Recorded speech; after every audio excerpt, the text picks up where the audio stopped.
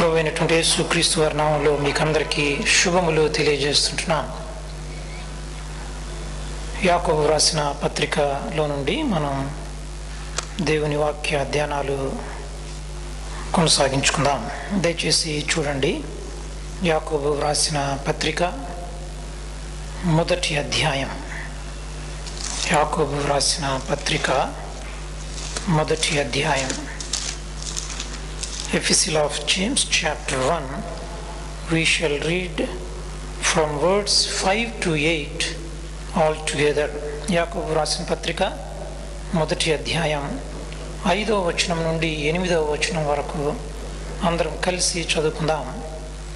మీలో ఎవనికైనను జ్ఞానము కొదువుగా ఉన్న ఎడల అతడు దేవుని అడుగవలెను, అప్పుడది అతనికి అనుగ్రహింపబడును. ఆయన ఎవనిని గద్దింపక అందరికీ ధారాళముగా దయచేయువాడు. అయితే అతడు ఏమాత్రమును సందేహింపక విశ్వాసముతో అడుగవలెను. సందేహించువాడు గాలి చేత రేపబడి ఎగిరిపడు సముద్ర తరంగమును పోలియుండును. అట్టి మనుష్యుడు ద్విమనస్కుడై తన సమస్త మార్గములయందు అస్థిరుడు గనుక ప్రభువు వలన తనకేమైనను దొరుకునని తలంచుకొనరాదు. చాలు, ప్రార్థన చేసుకుందాం. ప్రేమ కలిగిన పరలోకపు తండ్రి, కృప కలిగిన దేవ, మీ కొందనాలు నాయన, స్తోత్రాలు. ఈ సాయంకాల సమయంలో మీ మందిరావరణంలోనికి వచ్చేటువంటి భాగ్యాన్ని బట్టి వందన స్తోత్రాలు చెల్లిస్తుంటున్నాం. మేము కలిసి ప్రభువా మీ వాక్య ధ్యానం కొనసాగిస్తూ ఉండగా పరిశుద్ధాత్మ దేవుని యొక్క సహాయాన్ని కోరుకుంటున్నాం. ప్రభువా, వాక్యము మీద ఉంటుంది. మీ వాక్యాన్ని మాకు బోధించువారు పరిశుద్ధాత్మ దేవుడుగా ఉంటున్నారు. పరిశుద్ధాత్మ దేవుణ్ణి మీరు మాకు ఇచ్చినందుకు, ఈ లోకమునకు పంపినందుకు నాయన, సర్వసత్యంలోనికి నడిపించుట కొరకై పరిశుద్ధాత్మ దేవుడు నాయన తండ్రి మాకు తోడుగా ఉన్నందుకు మీకే వందనాలు, స్తోత్రాలు చెల్లిస్తున్నాం. మీ వాక్యాన్ని ప్రభువా నాయన తండ్రి మీరు మాకు బోధిస్తూ ఉండగా వినేటువంటి చెవి మాకు దయచేయమని ప్రార్థన చేస్తున్నాం. విన్నటువంటి మాటలు మేము గ్రహించగలిగేటువంటి మనస్సును మీరు మాకు దయచేయండి. మీ వాక్యానికి సరైనటువంటి రీతిలో మేము ప్రతిస్పందించి మా జీవితాలకు అన్వయించుకోవడానికి మీ కృపను చూపించమని ప్రార్థన చేస్తున్నాం. ఈ పరిచర్య కొరకై కావలసినటువంటి అభిషేకమును మీరు నాకు దయచేయమని ప్రార్థన చేస్తున్నాం. యేసు క్రీస్తు వారి యొక్క నిత్య నిబంధన రక్త ప్రోక్షణ క్రిందికి నన్ను, మమ్మల్ని, ఈ స్థలమంతటిని మేము తీసుకుని వస్తూ ఉంటున్నాం. ప్రభువా, మీ యొక్క సహాయం కోరుకుంటూ, మీరు లేకుండా నాయన మేమేమీ చేయలేమని ఒప్పుకుంటూ మీ యొక్క అధికారం కిందికి మమ్మల్ని తీసుకుని వస్తూ ఈ సమయంలో నాయన తండ్రి మీ వాక్యము చేత మమ్మల్ని ఆదరించమని, మమ్మల్ని బలపరచమని, మా జీవితములకు నాయన తండ్రి కావలసినటువంటి మార్గదర్శకాలను మీరు మాకు దయచేయమని మీకే వందన స్తోత్రాలు చెల్లిస్తూ మా ప్రభువును ప్రియరక్షకుడైనటువంటి యేసు క్రీస్తు వారి నామంలో ప్రార్థించి వేడుకుంటున్నాం తండ్రి, ఆమెన్. యాకోబు రాసిన పత్రికలో నుండి మనం గడిచినటువంటి 2 వారాలుగా ధ్యానం చేస్తూ మొట్టమొదటి 4 వచనాలు మనం ధ్యానం చేశాం. ఈరోజు మనం 5, 6, 7, 8 వచనాలు ధ్యానం చేయడానికి ప్రయత్నం చేద్దాం. గడిచిన వారంలో మనం 2, 3, 4 వచనాల్లో మనం ధ్యానం చేస్తూ వచ్చాం. మనం సంపూర్ణులుగా కొదువ లేని వారుగా మనం ఉండునట్లుగా మనకి ఓర్పు అనేది అవసరమని, ఆ ఓర్పు మనకి దేవుడు ఏ విధంగా దయచేస్తాడో, దేవుడు కొన్ని శ్రమలలో నుంచి మనల్ని తీసుకువెళ్ళి ఆ శ్రమల ద్వారా దేవుడు మనకి ఓర్పును పుట్టించి, ఆ ఓర్పు మన జీవితాల్లో క్రియ చేయుట ద్వారా దేవుడు మనల్ని పరిపూర్ణులుగా, సంపూర్ణులుగా, ఎలాంటి కొదువ లేని వారుగా చేస్తారని, ఆ యొక్క ఓర్పు సహనం మనకెంతో అవసరమని, దానికోసం మనం ప్రార్థన చేసే వారంగా ఉండాలి అని మనం నేర్చుకున్నాం. ఈరోజు 5వ వచనం మనం చదువుకున్నట్లయితే, మీలో ఎవనికైనను జ్ఞానము కొదువుగా ఉన్న ఎడల అతడు దేవుని అడుగవలెను అప్పుడది అతనికి అనుగ్రహింపబడును. ఆయన ఎవనిని గద్దింపక అందరికీ ధారాళముగా దయచేయువాడు. ఇక్కడ జ్ఞానం గురించి మనకి చెప్పబడుతూ ఉంది. ఎవరికైనాను జ్ఞానము కొదువుగా ఉంటే వాడు దేవుణ్ణి అడగాలి. దేవుణ్ణి అడిగితే అది అతనికి అనుగ్రహింపబడుతుంది, దేవుడిస్తాడు. అంతేకాకుండా ఎవరైతే నాకు జ్ఞానము కావాలి అని ఆయన దగ్గరికి వస్తారో వారిని ఆయన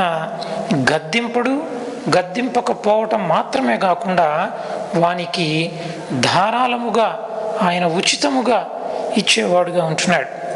సో ఈ వచనాల్లో ఆ అడిగేటువంటి వ్యక్తి ఏ విధంగా అడగాలి అనేటువంటి విషయం మనకి 6వ వచనంలో, తర్వాత 7వ వచనంలో మనకి కనిపిస్తూ ఉంది. ఇక్కడ మనం ఆలోచన చేసి చూసినట్లయితే జ్ఞానం అని చెప్పబడుతూ ఉంది. జ్ఞానం అంటే ఏంటి? మనం కొన్ని విషయాలు ధ్యానం చేద్దాం ఈ సాయంకాల సమయంలో. మొదటిది, జ్ఞానం అంటే ఏంటి? జ్ఞానాన్ని గురించి మనకున్నటువంటి పర్సెప్షన్, మనకున్నటువంటి అవగాహన ఏంటి? ఈ జ్ఞానం ఎవరికైనాను కొదువుగా ఉంటే అని ఇక్కడ చెప్పబడుతూ ఉండగా, జ్ఞానము కొదువుగా ఉన్నటువంటి వారిలో నేనున్నానా? ఇక్కడ ఎవరికైనాను జ్ఞానము కొదువుగా ఉన్న ఎడల అన్నప్పుడు బహుశా మీలో కొంతమంది అనుకోవచ్చు, ఆ జ్ఞానం కొదువుగా ఉన్న వారిలో నేను లేను కదా అని అనిపించచ్చు. జ్ఞానం కొదువుగా ఉన్నవారిలో నేను లేను అని నేను అనుకుంటే ఈ తర్వాత ఈ వాక్య భాగాలు నాకు అక్కర్లేదు. కాబట్టి ఈ జ్ఞానం కొదువుగా ఉన్నటువంటి వారెవరు? ఈ జ్ఞానం యొక్క విలువ ఏంటి? ఈ జ్ఞానం మనకి ఎక్కడ దొరుకుతుంది? ఈ జ్ఞానం మనకి ఎందుకు అవసరం అనేటువంటి ఈ ప్రశ్నలకి ఈ సాయంకాల సమయంలో మనం దేవుని వాక్యంలో నుండి ధ్యానం చేసి, మనం అధ్యయనం చేసి ఈ ప్రశ్నలకి జవాబులు దేవుని వాక్యంలో నుంచి పొంది, వీటి ద్వారా మనం నేర్చుకునేటువంటి పాఠములు మన యొక్క వ్యక్తిగత, కుటుంబ, సంఘ జీవితాలకి అన్వయించుకోవడానికి పరిశుద్ధాత్మ దేవుని యొక్క సహాయం మనం కోరుకుందాం. ఇక్కడ ఎవరికైనాను జ్ఞానము కొదువుగా ఉన్న ఎడల, ఈ జ్ఞానాన్ని గురించి మనం ఆలోచన చేస్తే చాలాసార్లు మనం ఒక మిస్అండర్స్టాండింగ్లో మనం ఉంటాం. జ్ఞానము అంటే ఇంగ్లీష్లో విజ్డమ్, ఇంగ్లీష్లో ఇంకొక మాట ఉంది నాలెడ్జ్ అండ్ విజ్డమ్. తెలుగులో చెప్పాలి అంటే తెలివి మరియు జ్ఞానం అని తెలుగులో మనం చెప్పవచ్చు. ఇక్కడ చాలాసార్లు మనం ఏమనుకుంటామంటే నాకున్నటువంటి తెలివే జ్ఞానం అని అనుకుంటాం, మన దగ్గర ఉన్నటువంటి ఇన్ఫర్మేషనే జ్ఞానం అని అనుకుంటాం. మనం చూసినట్లయితే ఇంజనీరింగ్లో ఒక 20 years బ్యాక్ ఇన్ఫర్మేషన్ టెక్నాలజీ అనేటువంటి బ్రాంచ్ లేదు. కానీ ఒక సమయం వచ్చేసరికి ఇన్ఫర్మేషన్లో చాలా పవర్ ఉంది అని లోకంలో మనుషులు గుర్తించారు. ఇన్ఫర్మేషన్లో నాలెడ్జ్ ఉంది, ఇన్ఫర్మేషన్లో పవర్ ఉంది. కాబట్టి ఈ internet, world wide web, www ఇవన్నీ వచ్చాయి. అందరికీ అంత ఇన్ఫర్మేషన్ అందుబాటులో ఉండాలి, ఆ ఇన్ఫర్మేషన్లోనే పవర్ ఉంది. ఆ విధంగా మనుషులు ఇప్పుడు మీరు దేనికైనా, ప్రతి చిన్నదానికి ఒక వర్డ్కి, ఒక పదానికి మీనింగ్ కావాలంటే, ఒక కూర ఎలా చేయాలి అంటే సిస్టర్స్, లేకపోతే ఎక్కడికన్నా వెళ్ళాలి అంటే ప్రతి దానికి కూడా మనం ఈరోజు ఇంటర్నెట్లోనికి వెళ్ళి, వెబ్లోనికి వెళ్ళి అక్కడ ఇన్ఫర్మేషన్ సెర్చ్ చేస్తూ ఉన్నాం. ప్రతిదానికి గూగుల్లోనికి వెళ్ళి మనం, ఆ గూగుల్ ఏం చేస్తుంది మనకంటే మనకి ఇన్ఫర్మేషన్ ఇస్తుంది. లేకపోతే మనుష్యుడు తాను చేసినటువంటి పరిశోధనలన్నిటి నుండి, తను చేసినటువంటి రీసెర్చ్ అంతటి నుంచి మనుష్యునికి నాలెడ్జ్ ఇస్తుంది. కానీ ఈ నాలెడ్జ్కి, విజ్డమ్కి చాలా వ్యత్యాసం ఉంది. మనము నాలెడ్జబుల్ అయి ఉండి మనం జ్ఞానములో కొదువ కలిగిన వారంగా ఉంటాం. బాగా ఉన్నత విద్య అభ్యసించినటువంటి వారికి బాగా తెలివి, నాలెడ్జ్ ఉంటుంది. కానీ కొన్నిసార్లు మనం ఆలోచన చేసి చూస్తే ఎక్కువగా చదువుకోనటువంటి వారు, వారు జ్ఞానవంతులుగా వారు తీసుకునేటువంటి కొన్ని నిర్ణయాలు చాలా జ్ఞానంతో వారు ప్రవర్తించినట్టుగా కనిపిస్తారు. బాగా చదువుకొని ఉన్నతమైనటువంటి స్థానములో నాలెడ్జబుల్ అయినటువంటి వారు కొంతమంది వారు తీసుకునేటువంటి కొన్ని నిర్ణయాలు జ్ఞానరహితంగా వారు తీసుకున్నట్లుగా మనకి కనిపిస్తూ ఉంటాయి. కాబట్టి there is a vast difference between knowledge and wisdom. తెలివికి జ్ఞానానికి చాలా వ్యత్యాసం ఉంది. ఇంకొకటి ఈ యొక్క వ్యత్యాసాన్ని మనం గమనించడానికి ఈ నాలెడ్జ్, తెలివి ఏం చేస్తుందంటే ఉన్నటువంటి ఫ్యాక్ట్స్ చెప్తుంది. ఉదాహరణకి దారిలోనికి వెళ్తే దారిలో ఒక కుక్క ఉందంట, ఆ కుక్క పిచ్చిది అంట. ఇది నాలెడ్జ్, ఇన్ఫర్మేషన్. దారిలో ఒక కుక్క ఉంది, ఆ కుక్క పిచ్చిది. కానీ విజ్డమ్ ఏం చెప్తుందంటే యూ డోంట్ గో, నువ్వు దానికి వెళ్ళవద్దు అని చెప్తుంది. సో జ్ఞానం మనం ఏమి చేయాలో, ఎప్పుడు చేయాలో, ఎలా చేయాలో ఈ జ్ఞానం మనకి బోధిస్తూ ఉంది. కాబట్టి ఈ జ్ఞానాన్ని గురించి మనం ఆలోచన చేసినప్పుడు మనకి మొట్టమొదట మనకి గుర్తొచ్చేటువంటి వ్యక్తి బైబిల్లో జ్ఞానాన్ని గురించి, విజ్డమ్ గురించి మనం ఎప్పుడైనా ఆలోచన చేస్తే మనకు వెంటనే జ్ఞాపకం వచ్చేటువంటి వ్యక్తి కింగ్ సొలొమన్, రాజు అయినటువంటి సొలొమోను. ఈ సొలొమోను ఇశ్రాయేలు ప్రజల మీద రాజు అయినప్పుడు, దావీదు మహారాజు తర్వాత సింహాసనాన్ని ఎక్కినప్పుడు, సింహాసనం మీద కూర్చున్నప్పుడు ఒకానొక దినాన రాత్రి వేళ దేవుడు సొలొమోనుకి దర్శనమిచ్చాడు. సొలొమోనుకి దర్శనమిచ్చి ఆ రాత్రికాల సమయంలో ఏమన్నాడంటే, సొలొమోను, నేను నీకు ఏమి ఇవ్వాలి అని నీవు ఇష్టపడుతూ ఉంటున్నావు, నేను నీకు ఏమి ఇచ్చుట నీకు ఇష్టమో నాకుతో చెప్పుమని దేవుడు అడిగాడు. ఈ యొక్క విషయం మనం 1 రాజులు 3వ అధ్యాయం 5వ వచనంలో మనకు కనిపిస్తుంది. 1 Kings chapter 3 and verse 5 నేను చదువుతున్నాను, దయచేసి గమనించండి. గిబియోనులో యెహోవా రాత్రివేళ స్వప్నమందు సొలొమోనుకు ప్రత్యక్షమై, నేను నీకు దేనినిచ్చుట నీకిష్టమో దానిని అడుగుమని దేవుడు అతనితో సెలవీయగా. ఇక్కడ దేవుడు కనిపించి సొలొమోనుతో అంటున్నాడు, సొలొమోను, నేను నీకు ఏమిస్తే నువ్వు ఇష్టపడతావు, ఏమి నా దగ్గర నుంచి నువ్వు పొందాలని నీవు ఇష్టపడుతూ ఉన్నావు, నాతో చెప్పు అన్నప్పుడు సొలొమోను ఏం చేశాడు తెలుసా? చూడండి, మనం 7వ వచనం చదువుకుంటే, నా దేవా యెహోవా, నీవు నా తండ్రి అయిన దావీదుకు బదులుగా నీ దాసుడనైన నన్ను రాజుగా నియమించావు. అయితే నేను రాజుని, అయితే నేను చాలా బాలుడిని, నేను చాలా చిన్నవాణ్ణి. ఈ రాజ్య కార్యములు జరుపుటకు నాకు బుద్ధి చాలదు. ఈ గొప్ప విశాలమైనటువంటి ఈ దేశం మీద విస్తరించి ఉన్నటువంటి ఈ ప్రజలందరినీ పరిపాలించటానికి నాకు జ్ఞానము సరిపోదు. 9వ వచనంలో, ఇంత గొప్పదైన ఈ జనమునకు న్యాయము తీర్చగలవాడెవడు? కాబట్టి నేను మంచి చెడ్డలు వివేచించి నీ జనులకు న్యాయము తీర్చున్నట్లు నీ దాసుడనైన నాకు వివేకము గల హృదయము దయచేయుము.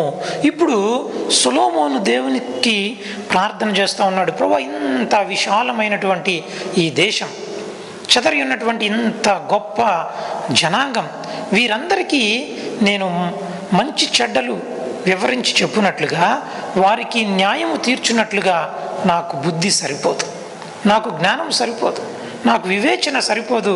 కాబట్టి నాకు బుద్ధి జ్ఞానములు కలిగినటువంటి హృదయాన్ని మీరు నాకు ఇవ్వండి అని దేవుని ఎదుట సొలొమోను మనవి చేశాడు.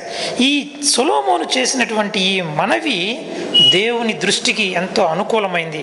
చూడండి, మన 10వ వచనం మనం చదువుకుంటే, సొలొమోను చేసిన ఈ మనవి ప్రభువునకు అనుకూలమాయను గనుక దేవుడు అతనికి ఇలాగు సెలవిచ్చాను. దేవుడు ఏమన్నాడు తెలుసా? సొలొమోను, నీవు లాంగ్ లైఫ్, దీర్ఘాయుష్ను నీవు అడగలేదు, నువ్వు ఐశ్వర్యాన్ని నీవు అడగలేదు, నీవు రాజువు కదా, నీ చుట్టుపక్కల ఉన్నటువంటి నీ శత్రువుల యొక్క ప్రాణాన్ని నీవు అడగలేదు. కానీ నువ్వేం చేసావు తెలుసా? నీతి న్యాయములు గ్రహించున్నట్లుగా వివేకం అనుగ్రహించమని, జ్ఞానం అనుగ్రహించమని నీవు అడిగావు. కాబట్టి నేనేం చేస్తున్నాను తెలుసా? నీకు బుద్ధి వివేకములు కలిగినటువంటి హృదయాన్ని నేను నీకు ఇస్తున్నా. నీలాంటి జ్ఞానము కలిగినటువంటి రాజు నీకన్నా ముందు ఎవడు ఉండడు, అంతేకాకుండా నీ తర్వాత కూడా ఎవడు ఉండడు అని చెప్పిన తర్వాత దేవుడు ఒక మాట అంటున్నాడు. ఏంటంటే, నీవు 13వ వచనంలో, నీవు ఐశ్వర్యమునైనను ఘనతను ఇమ్మని అడుగకపోయినను నేను వాటిని కూడా నీకు ఇచ్చుచున్నాను. ఇక్కడ మనకు అర్థమయ్యేది ఏంటంటే, దేవుడు వచ్చి సొలొమోనుకు దర్శనమిచ్చి నీకేమి ఇచ్చుట, నీకేది ఇస్తే నువ్వు ఇష్టపడతావో, నేను నీకు ఏమి ఇవ్వాలని నువ్వు కోరుతున్నావో నీవు నాకు చెప్పుమన్నప్పుడు సొలొమోను, నాకు బుద్ధి జ్ఞానములు కలిగినటువంటి హృదయాన్ని మీరు నాకు ఇవ్వండి, నేను సరైనటువంటి నిర్ణయాలు చేసుకునేటట్లుగా, మంచి చెడ్డలను నేను వివేచించి తెలుసుకునేటట్లుగా, సరైనటువంటి మార్గములో నేను నడిచేటట్లుగా నాకు బుద్ధి జ్ఞానములు కలిగినటువంటి హృదయాన్ని మీరు నాకు ఇవ్వండి అని దేవుని ఎదుట ప్రార్థన, దేవునికి మనవి చేసినప్పుడు ఆ మనవి దేవునికి ఎంతో ఇష్టాన్ని కలుగజేసినట్టుగా, దేవుడు ఎంతో ఆ మనవినందు సంతోషించినట్లుగా మనకి కనిపిస్తూ ఉంది. దేవుడు ఏమన్నాడంటే, నీవు అడిగిన దాన్ని నేను నీకు ఇస్తూ ఉన్నాను. I am also giving you what you have not asked. నువ్వు అడగని దాన్ని కూడా నీకు ఇస్తున్నా. నీకు నేను ఘనత ఇస్తూ ఉన్నా, నీకు ఐశ్వర్యాన్ని ఇస్తూ ఉన్నా. నీలాంటి రాజు, అంత గొప్ప రాజు నీ దినములంతట్లో మరొక రాజు ఉండడు అని చెప్తూ ఉన్నాడు. కాబట్టి దీన్ని బట్టి మనకు అర్థమయ్యేది ఏంటంటే, మనము దేవుని ఎదుట జ్ఞానము నాకు కావాలి, నాకు వివేచన కావాలి అని మనం దేవుణ్ణి అడగటం, దట్ ప్లీజెస్ గాడ్. మనం అలా కోరుకోవాలి అని దేవుడు ఇష్టపడుతున్నాడు. అయితే మన యొక్క జీవితాల్లో మనం ఆలోచన చేస్తే, మనం ప్రార్థన చేసినప్పుడు most of the time we don't emphasise much on getting the wisdom from God. దేవుని దగ్గర నుండి మనం జ్ఞానం పొందుకోవాలి అనేటువంటి ఆ యొక్క విన్నపం మన ప్రార్థనల్లో ఎక్కువగా కనిపించదు. కొన్నిసార్లు ప్రభువుని మనం అడుగుతాం, ప్రభువా సహాయం చేయండి అని అడుగుతాం.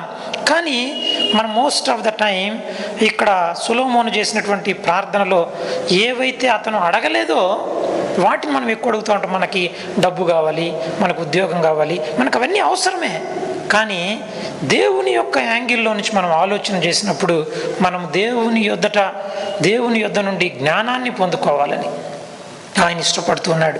సొలొమోను చేసినటువంటి ఆ మనవి దేవుని దృష్టికి అనుకూలమైంది కాబట్టి నీవు అడిగినట్లుగా నేను ఇచ్చేస్తున్నాను అని చెప్తూ వచ్చాడు.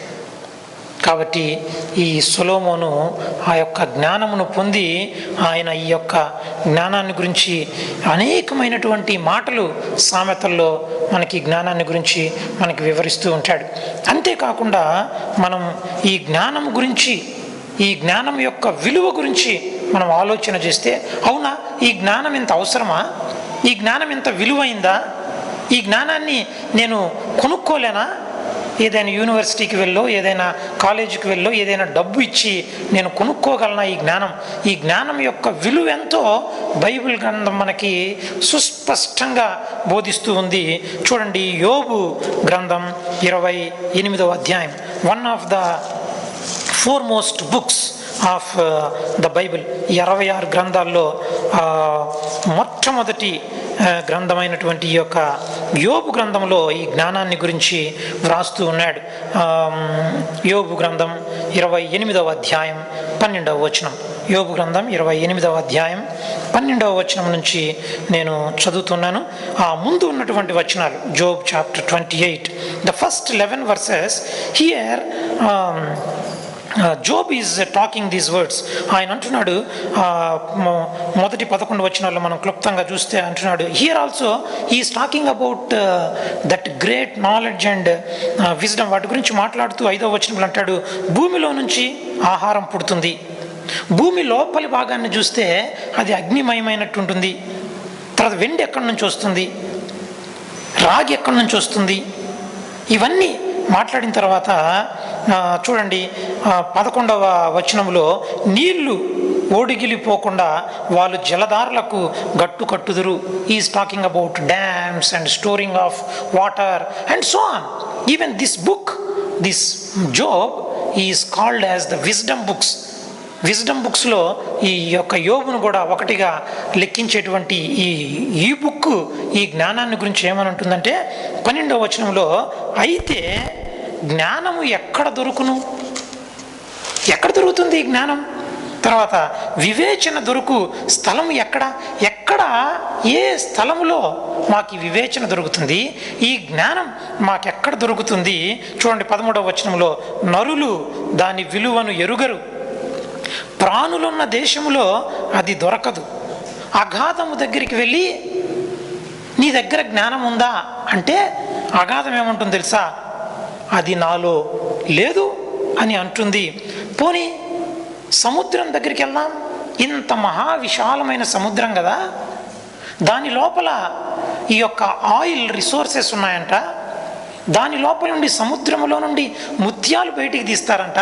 ఇంత గొప్ప సముద్రం దగ్గరికి వెళ్ళి, సముద్రమా నీలో మాకు జ్ఞానం దొరుకుతుందా అని అడిగితే సముద్రం ఏమంటుంది తెలుసా, నా యొద్ద లేదు అని అంటుంది. పోనీ బంగారం ఇచ్చి ఈ జ్ఞానాన్ని సంపాదించుకుందామా అంటే బంగారం ఏమంటుంది తెలుసా 15వ వచనంలో, సువర్ణము దానికి సాటి అయినది కాదు. Gold is the most precious metal in this world. బంగారాన్ని కొనుక్కొని జనులు లాకర్స్లో దాచిపెట్టుకుంటూ ఉన్నారు.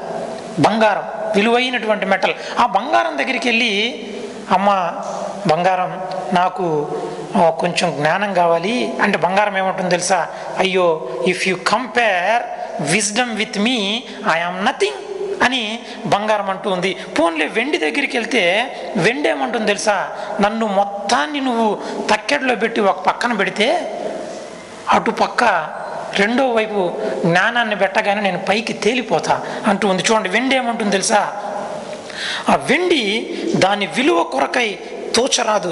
ఓకే, మనం ఇంకో పని చేద్దాం, ఈ 24 క్యారెట్ 22 క్యారెట్ బంగారం కాదు, ఓఫీర్ బంగారం ఒకటి ఉందంట, అది చాలా మేలిమి బంగారం. ఆ బంగారం దగ్గరికి వెళ్తే 16వ వచనంలో అంటాడు, అది అంటే ఆ జ్ఞానం ఓఫీరు బంగారమునకైనను విలువగల గోమేధికమునకైనను నీలమునకైనను కొనబడునది కాదు. ప్రెషియస్ మెటల్స్, ప్రెషియస్ స్టోన్స్, ప్రశస్తమైనటువంటి రత్నాలు ఈ జ్ఞానమునకు పోల్చదగినవి కాదు అంటూ ఉన్నాడు. మొట్ట 12వ వచనంలో అన్నాడు, జ్ఞానం ఎక్కడ దొరుకుతుంది, వివేచన ఎక్కడ దొరుకుతుంది? ఓ సముద్రం దగ్గరికి వెళ్తే అక్కడ లేదే, అగాధంలోకి వెళ్తే అక్కడ లేదే, బంగారంతో పోలిస్తే అది దానికి సాటి అయింది కాదే, వెండి దానితో తోచదగింది కాదే, ప్రశస్తమైనటువంటి ఏ రత్నాలు కూడా దానికి పోల్చదగినవి కావే, ఓఫీరు బంగారంతోనైనను దానిని కొనుక్కోలేమే. తర్వాత 17వ వచనంలో, సువర్ణమునైనను స్ఫటికమునైనను దానితో సాటి కావు, ప్రశస్తమైన బంగారు నగలకు ప్రతిగా అది ఇయ్యబడదు. మన దగ్గర ఉన్నటువంటి ప్రశస్తమైనటువంటి బంగారు నగలన్నీ ఇచ్చి ఆ యొక్క జ్ఞానాన్ని మనం కొనుక్కుందామంటే దాని విలువకి ఇవి ఏమాత్రము సాటి రావే. పగడముల పేరు, ముత్యముల పేరు దాని ఎదుట నెత్తకూడదు. ఈ వచనాల్లో నుంచి ఈ యొక్క జ్ఞానం ఎంత ప్రశస్తమైందో మనకు అర్థమవుతుంది. ఎవనికైనను, మీలో ఎవనికైనను జ్ఞానము కొదువుగా ఉన్న ఎడలా వాడు దేవుని అడగవలను. ఈ విధంగా అనేకమైనటువంటి చెప్పి కూషు దేశపు పుష్యరాగము దానితో సాటి కాదు. తర్వాత శుద్ధ సువర్ణమునకు కొనబడునది కాదు అని అంతా చెప్పిన తర్వాత మరి ఎక్కడ దొరుకుద్దయ్యా అని అంటే మళ్ళీ మొదటి ప్రశ్నకే వచ్చాడు. 12వ వచనంలో అడిగినటువంటి ప్రశ్నకే 20వ వచనంలో అంటున్నాడు, అట్లయినా అలాగైతే ఈ జ్ఞానం ఎంత విలువైందైతే, దేనితోనూ పోల్చదగనిదైతే అంటున్నాడు 20వ వచనంలో, అట్లయినా జ్ఞానం ఎక్కడ నుండి వచ్చును, వివేచన దొరుకు స్థలం ఎక్కడ? మరలా మొదటి ప్రశ్నకే వచ్చి ఉంటున్నాడు. తర్వాత చూడండి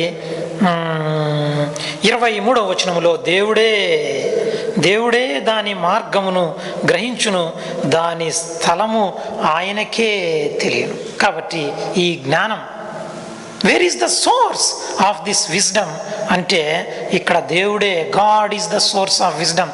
that same thing what we see in the book of Job here in the Old Testament. Here James is writing to us, ఎవని మీలో ఎవనికైనను జ్ఞానము కొదువుగా ఉన్న ఎడల వాడు దేవుని అడుగువలను, దేవుణ్ణి అడిగితే ఆయన గద్దించకుండా ఆయన ఏం చేస్తాడు, ధారాళముగా ఫ్రీగా ఇస్తాడు. తర్వాత మనం చదువుకుంటే ఈ జ్ఞానాన్ని గురించి అత్యధికమైనటువంటి జ్ఞానం అనుగ్రహింపబడినటువంటి సొలొమోను ఏమని చెప్తున్నాడో కొన్ని మాటలు మనం చూసుకుందాం.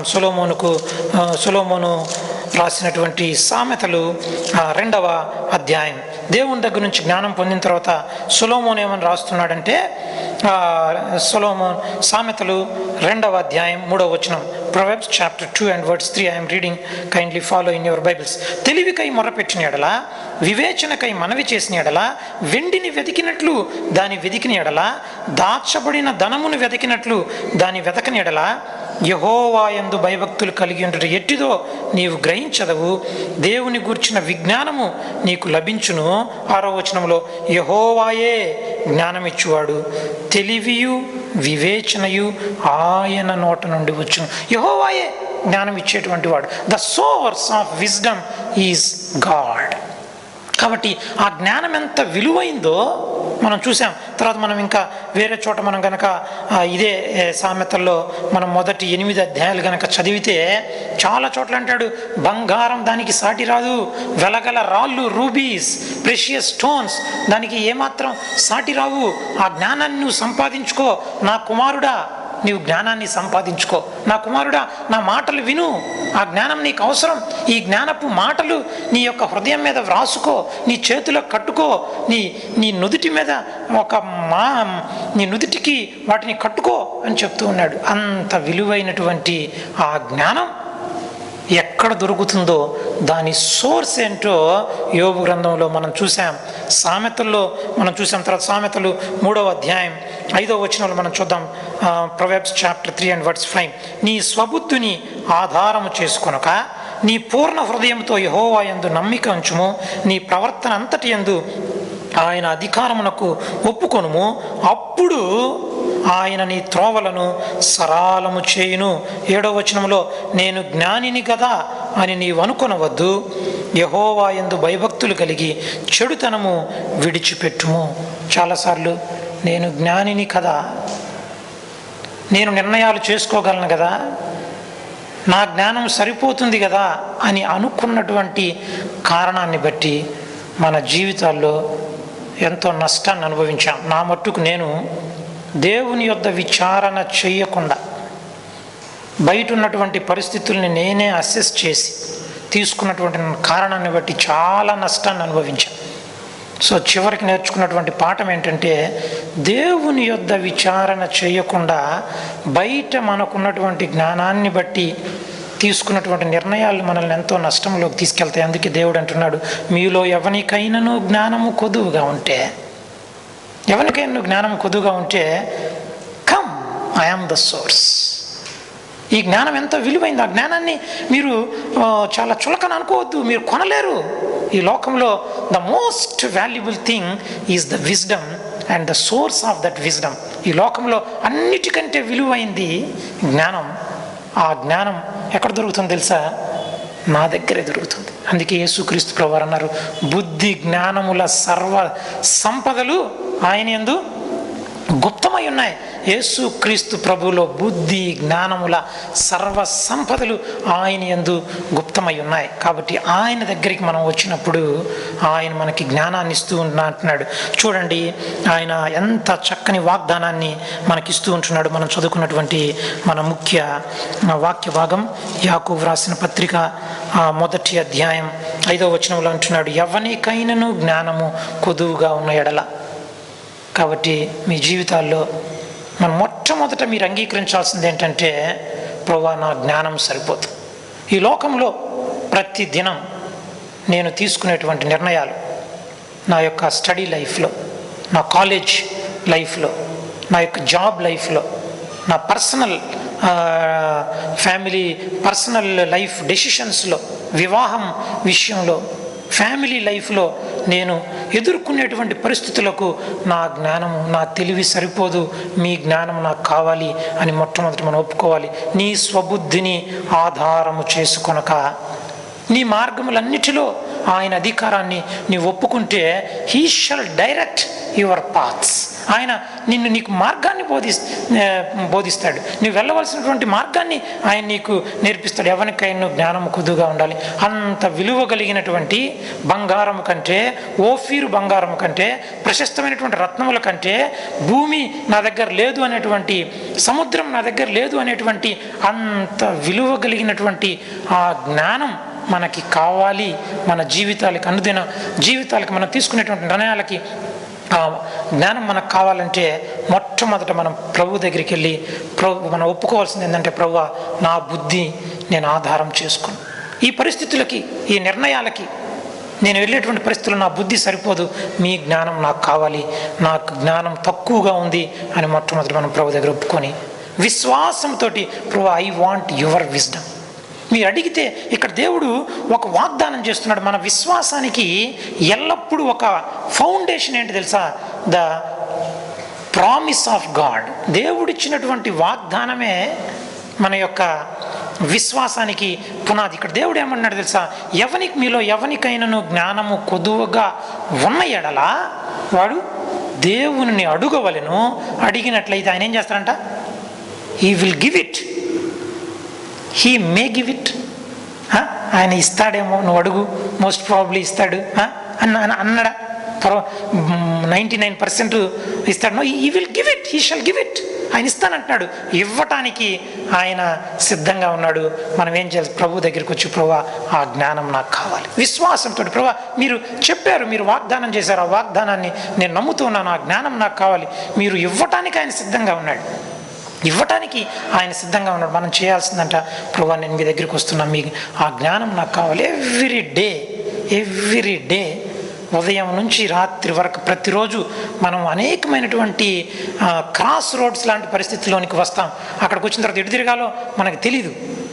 పరిస్థితులు చూస్తే ఇటు వెళ్తే బాగుంటుంది అని అనుకొని అటు వెళ్తాం.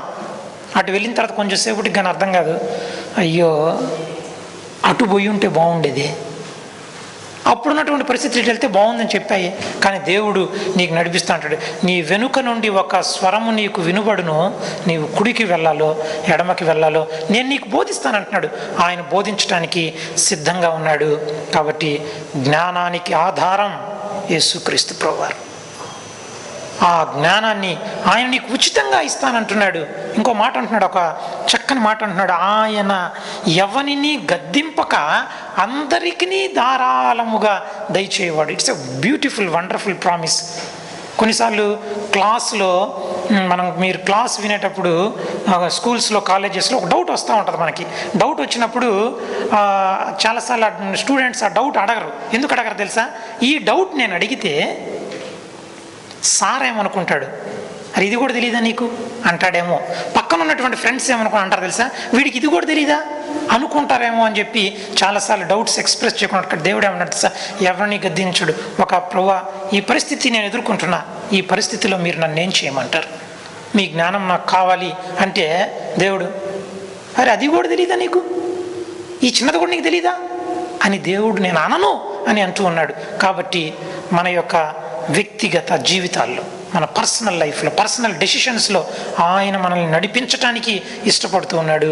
ఆయన జ్ఞానాన్ని మనకు ఉచితంగా ధారాళంగా ఆయన మనకి ఇవ్వాలి అని ఇష్టపడుతూ ఉన్నాడు. అయితే దానికి కండిషన్స్ ఏంటంటే, మనం మొట్టమొదటి ప్రభు దగ్గర ఒప్పుకోవాలి, ప్రభువా నా జ్ఞానం సరిపోదు, నేను దాన్ని ఒప్పుకుంటున్నాను, నా స్వబుద్ధిని నేను ఆధారం చేసుకోను, నా స్వబుద్ధిని ఆధారం చేసుకున్నటువంటి కారణాన్ని బట్టి నా జీవితంలో ఇప్పటికీ నేను ఎంతో నష్టాన్ని అనుభవించా. ఇప్పుడు నుండి నా జీవితంలో నా స్వబుద్ధిని ఆధారం చేసుకోకుండా నా మార్గములన్నిటిలో, అది చిన్నది కానివ్వండి పెద్దది కానివ్వండి, వర్క్ లైఫ్లో, పర్సనల్ రిలేషన్షిప్స్లో, నెయిబర్స్లో, తర్వాత నా ప్రతి డెసిషన్లో నేను మీ జ్ఞానం నాకు కావాలి. మీ వాక్యం చెప్తూ ఉంది, మీ వాక్యం మీద నేను ఆధారపడుతూ ఉన్నా. కొదువుగా ఉంటే ఇస్తానన్నారు, నాకు కొదువుగా ఉంది, నాకు కావాలి విలువైనటువంటి మీ జ్ఞానం, అది మీరు నాకు కావాలి. భూమి ఆకాశములను సృజించినటువంటి ఆ దేవుడు భూమిని ఆకాశాన్ని ఎంత జ్ఞానముతో ఆయన సృజించాడో మనకి యెషయా గ్రంథంలో కనిపిస్తూ ఉంది. నీవు జ్ఞానము చేత ఆకాశములను విస్తరింపజేశావు, నీ మహాబలము చేత నీవు భూమిని స్థాపించావు, నీ మహాజ్ఞానంతోటి భూమిని శూన్యంలో వేలాడదీశాడు. శూన్యంలో భూమిని అట్లా పెట్టి ఒక యాంగిల్ పెట్టేసి నువ్వు ఈ స్పీడ్లో తిరుగుతూ ఉండు అంటే అలాగే తిరుగుతావు. భూమి ఆకాశంలో సృజించినటువంటి ఆ దేవుడు ఆ జ్ఞానాన్ని నీకు అనుగ్రహించి నీ మన యొక్క డే టు డే లైఫ్లో ఆయన మనల్ని నడిపించడానికి ఆయన సిద్ధంగా ఉన్నాడు. ఆయన దగ్గరికి వచ్చి సాయంకాల సమయంలో, ప్రభువా ఇప్పటి నుండి నా జీవితంలో ప్రతి నిర్ణయంలో మీ జ్ఞానం కావాలి, మీ మీద నేను ఆధారపడతాను, నా జ్ఞానం కుదువుగా ఉంది, మీరు ఉచితంగా ఇస్తానంటున్నారు, ధారాళంగా ఇస్తానంటున్నారు, గద్దింపకుండా ఇస్తానంటున్నారు, నేను మీ దగ్గరికి వస్తున్నాను, దయచేసి ఆ జ్ఞానంతో నన్ను నడిపించండి అని విశ్వాసంతో సందేహింపకుండా ప్రభువుని అడిగినట్లయితే ఆయన ఇస్తాడు. ఆ విధంగా మన ప్రతి నిర్ణయంలో దేవుని యొక్క జ్ఞానం కలిగి మనము నడుచుకునేటట్లుగా పరిశుద్ధాత్మ దేవుడు మనకు నేర్పించునుగాక. ఆ విధంగా మన జీవితాల్లో చేయటానికి పరిశుద్ధాత్మ దేవుడు సహాయం చేయనుగాక. ప్రార్థన చేసుకుందాం.